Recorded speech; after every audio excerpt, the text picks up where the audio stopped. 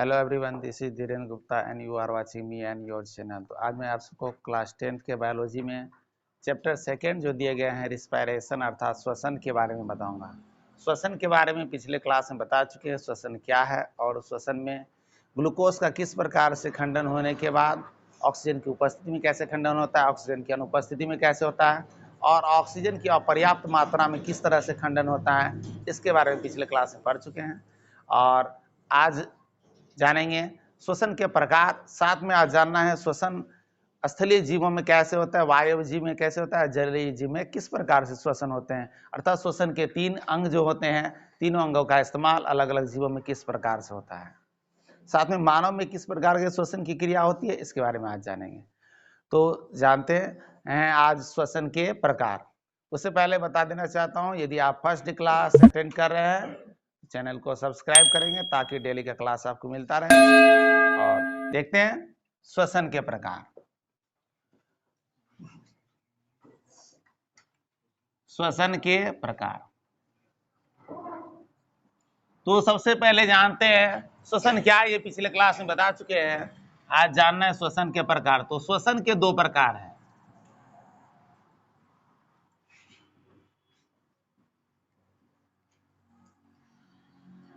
पहला जो है अवायवीय श्वसन है, अवायवीय श्वसन, और दूसरा क्रिया है वायवीय श्वसन। तो पहले अवायवीय श्वसन को समझ लेते हैं। ऑक्सीजन की अनुपस्थिति में, जैसा कि अवायवीय है, वायु अनुपस्थित, ऑक्सीजन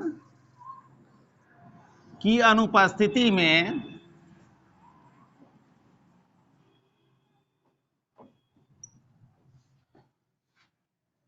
कोशिका के जीव द्रव्य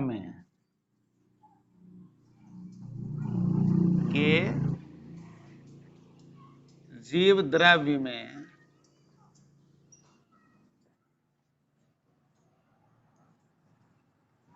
ग्लूकोज के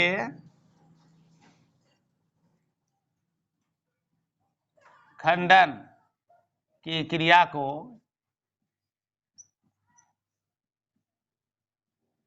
या घटना को कह सकते हैं अवायवीय श्वसन कहते हैं।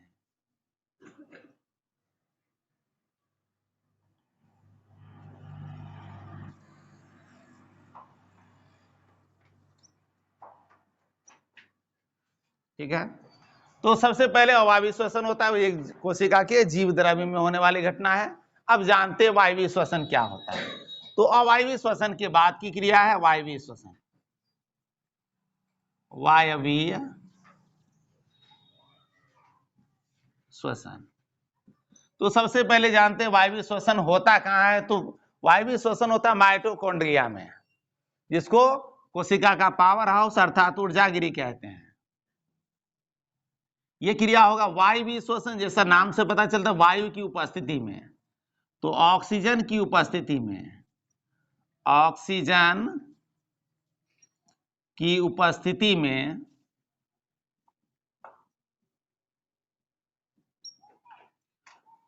कोशिका के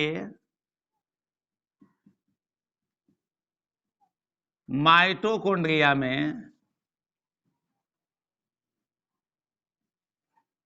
या कोशिका का ऊर्जागिरी में कह सकते हैं, कोशिका के माइटोकॉन्ड्रिया में ग्लूकोज के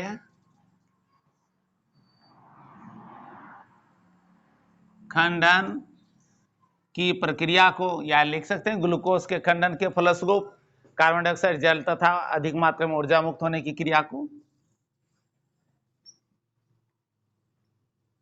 प्रक्रिया को वायवीय श्वसन कहते हैं।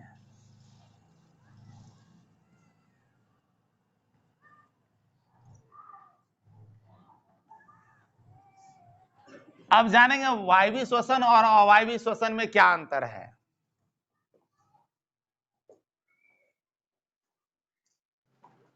अब वायवीय श्वसन तथा अवायवीय श्वसन में अंतर को जानते हैं। तो सबसे पहले 2 पार्ट में डिवाइड कर देते हैं, उसके बाद इसके अंतर को लिख लेते हैं। यदि विशेषता पूछा जाएगा तो वायवीय श्वसन के भाग के सारे बातों को लिख देंगे, और वायवीय श्वसन की विशेषता या महत्व बताना है तो अवायवीय श्वसन के तरफ की सारे बातों को लिख देंगे। ठीक है, तो वायवीय श्वसन में क्या क्या होता है उसको समझते हैं पहले लेफ्ट साइड में, और अवायवीय श्वसन क्या होता है उसको राइट साइड में समझते हैं।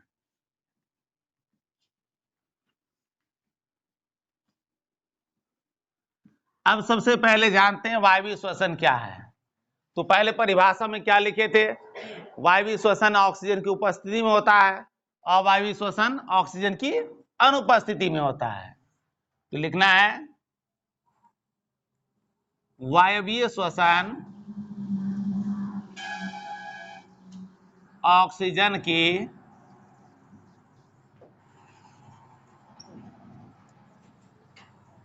उपस्थिति में होता है,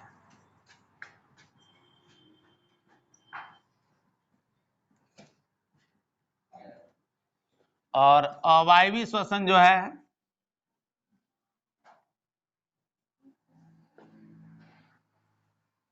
अवायवीय श्वसन ऑक्सीजन की अनुपस्थिति में होता है।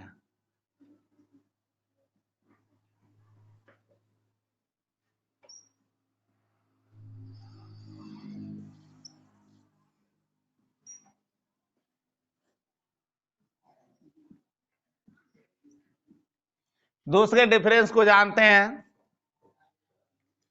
यह जो वायवीय श्वसन की क्रिया होती है कोशिका द्रव्य और माइटोकॉन्ड्रिया दोनों में होती है। इसका आंशिक भाग कोशिका द्रव्य में होता है और दूसरा भाग जो होता है दूसरे चरण वो होते हैं माइटोकॉन्ड्रिया में।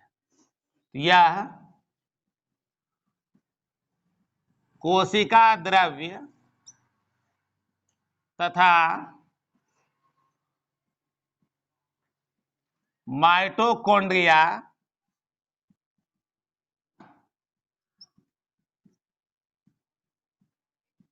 में पूरी होती है। अब अवायवीय श्वसन की बात करें तो यह केवल कोशिका द्रव्य में ही संपन्न हो जाती है। यह कोशिका द्रव्य में पूरी होती है।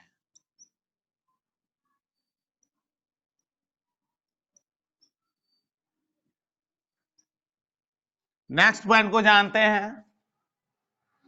नेक्स्ट पॉइंट है इसमें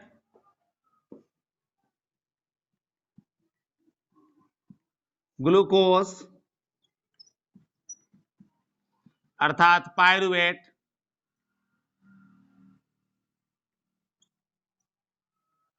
का पूर्ण ऑक्सीकरण होता है।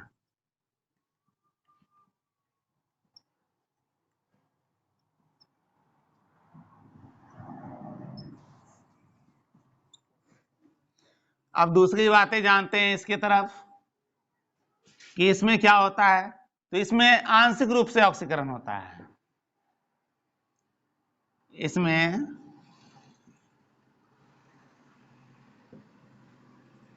ग्लूकोज का आंशिक रूप से ऑक्सीकरण होता है।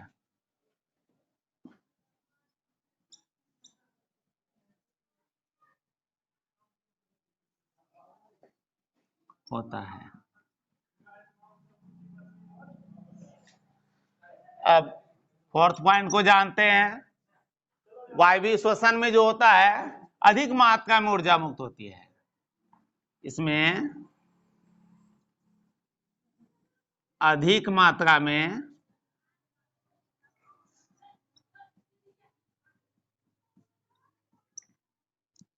ऊर्जा मुक्त होती है।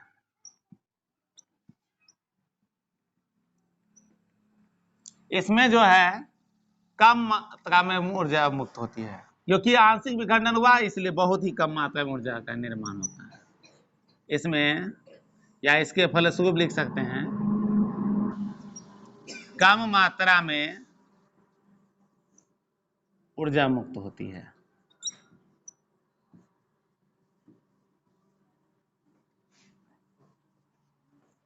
5th पॉइंट को जानते हैं।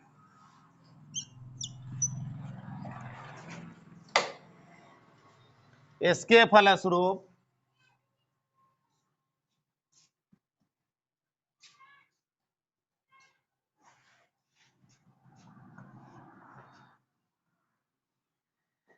CO2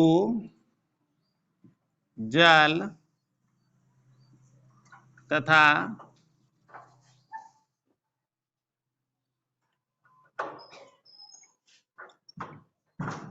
ऊर्जा का निर्माण होता है।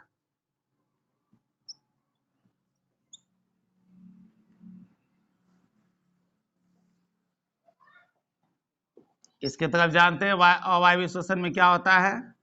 तो इसके फलस्वरूप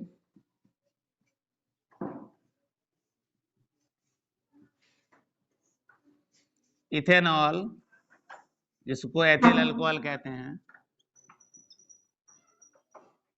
इथेनॉल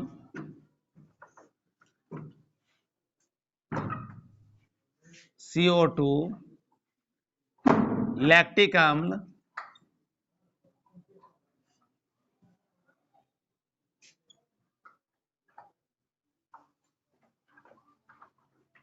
इत्यादि का निर्माण होता है।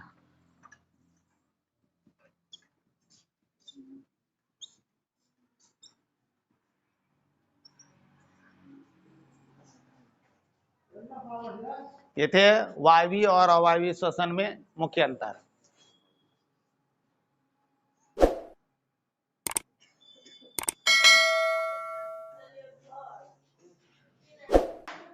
अब जानते हैं पादप में श्वसन के बारे में।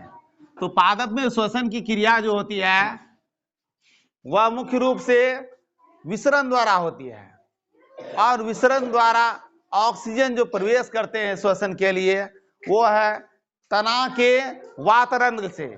तना में भी छोटे छोटे छिद्र होते हैं और उनके छिद्र को बोलते हैं वातरंध्र। पत्तियों में छिद्र जो होते हैं उसको स्टोमाटा बोलते हैं, या रंध्र के द्वारा। तो रंध्र और वातरंध्र दोनों सहायक हैं पादप में श्वसन के लिए। पादप में गैसों का आदान प्रदान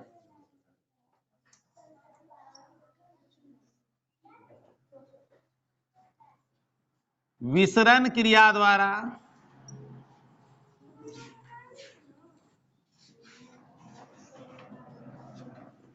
होता है। ठीक है। अब जानते हैं तना में कैसे होता है और पत्तियों में। पत्तियों में विसरण, पत्तियों में गैसों का, यानी गैसों का तात्पर्य है CO2 और O2। CO2 का लेना और O2 का निष्कासित करना। गैसों CO2 और O2 का निष्कासन या आदान प्रदान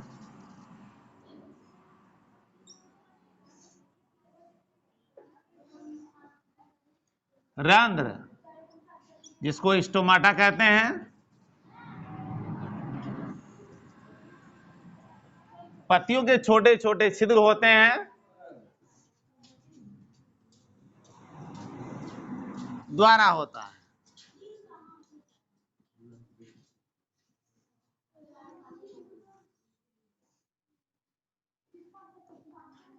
तने में गैसों का आदान प्रदान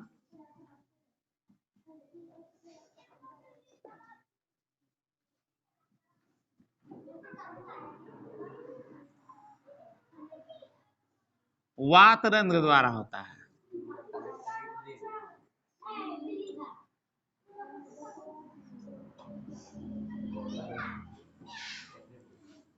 तो तने में वातरंध्र सहायक है गैसों के आदान प्रदान में, यानी ऑक्सीजन के निष्कासन में और CO2 के प्रवेश में। तो मुख्य रूप से श्वसन की क्रिया के लिए क्या चाहिए? श्वसन की क्रिया के लिए ऑक्सीजन की आवश्यकता होती है, प्रकाश संश्लेषण के लिए CO2 की आवश्यकता होती है। तो आदान प्रदान के लिए तने में भी वातरंध्र सहायक हैं। ये हुए पादप में श्वसन की क्रिया विसर्जन के द्वारा होती है। अब जानते हैं जंतुओं में श्वसन। अब जानते हैं जंतुओं में श्वसन के लिए गैसों का आदान प्रदान कैसे होता है। सबसे पहले जानेंगे बहुत ही छोटे जंतु में जो आते हैं एक कोशिकीय जीव। एक कोशिकीय जीव जैसे ले सकते हैं अमीबा, पैरामीशियम,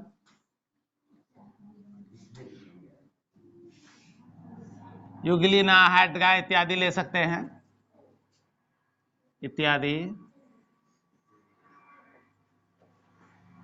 में विसरण क्रिया द्वारा, जैसे पादप में विसरण द्वारा गैसों का आदान प्रदान हुआ था, वैसे ही विसरण क्रिया द्वारा ही होता है एक कोशिकीय जीवों में भी।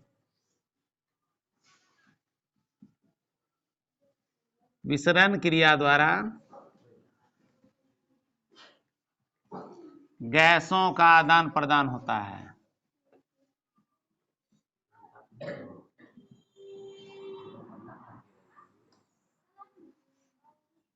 अब जानते हैं कीटों में कैसे होता है। तो कीटों में गैसों का आदान प्रदान,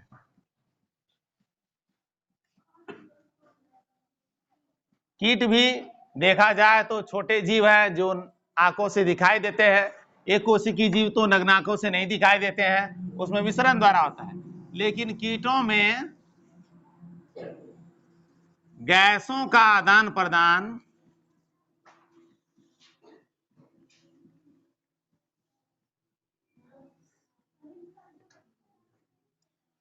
श्वास रंध्र होते हैं, रंध्र इसमें, और जिसमें कह सकते हैं ट्रेकिया, श्वास नली द्वारा, ट्रेकिया अर्थात श्वास नली द्वारा होता है।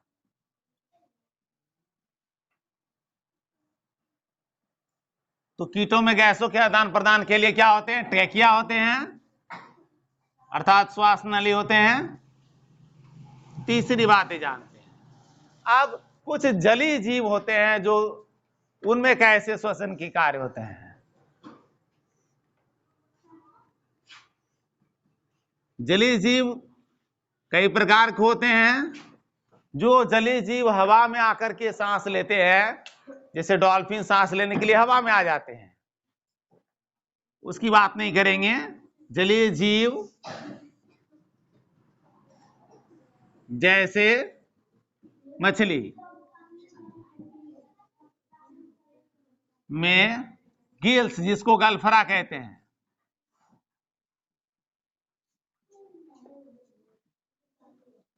द्वारा गैसों का आदान प्रदान होता है। इसमें समझ लें गैसों का आदान प्रदान जो गिल्स द्वारा होता है। गिल्स जल में घुले हुए ऑक्सीजन को ग्रहण करता है,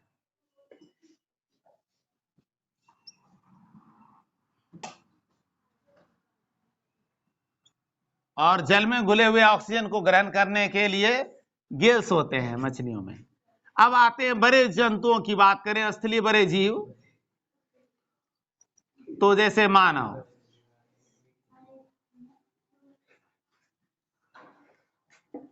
बड़े स्थलीय जंतु जैसे मानव, गाय, कुत्ते इत्यादि, जितने भी बड़े जंतु हैं में गैसों के आदान प्रदान में यानी श्वसन में सबसे सहायक अंग जो है वो है फेफड़े।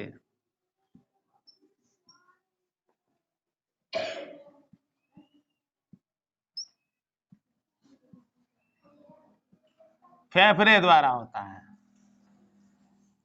फेफड़े से श्वास नली में आती है हवा, और श्वास नली के द्वारा उससे नासिका से निष्कासित कर दिया जाता है,